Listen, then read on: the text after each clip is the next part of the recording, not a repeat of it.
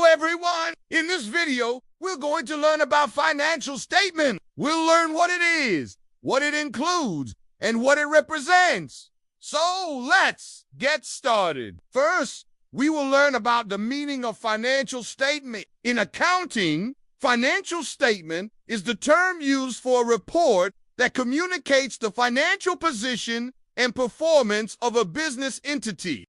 It is a formal record of the financial activities of an entity. It shows how much money is coming into the business and how much money is going out of the business. Now, let's learn about the types of financial statement. There are two types of financial statements: financial position and financial performance. Financial position deals with those rights and duties that can be measured in monetary terms. For example, cash accounts receivable, inventory, property, plant and equipment, liabilities like accounts payable, etc. All these items can be measured in terms of money. So this is about financial position. The second type of financial statement is financial performance. It deals with the outcome of the exercise of rights or the discharge of duty during a period of time. For example, revenue, expenses, profit, loss, etc. These can all be measured in terms of money. So these are the two types of financial statements: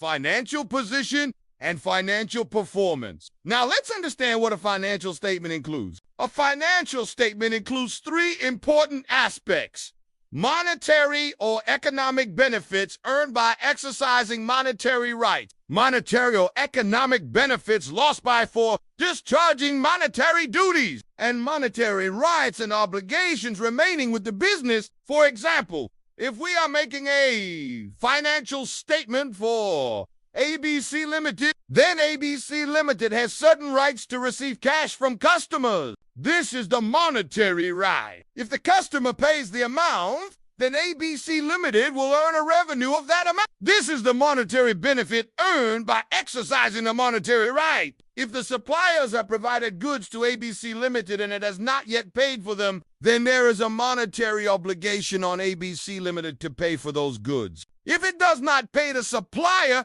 then it will lose this benefit. Similarly, if employees have worked for the company and the company has not yet paid their salaries, then there is a monetary obligation on the company to pay salaries to the employees. If the company does not do so, then it will lose this benefit. So now you understand that financial statements include monetary rights, monetary duties, and the monetary position of the business. We hope you enjoyed this video and learned something new. If you have any questions, then please comment down below. Thanks for watching.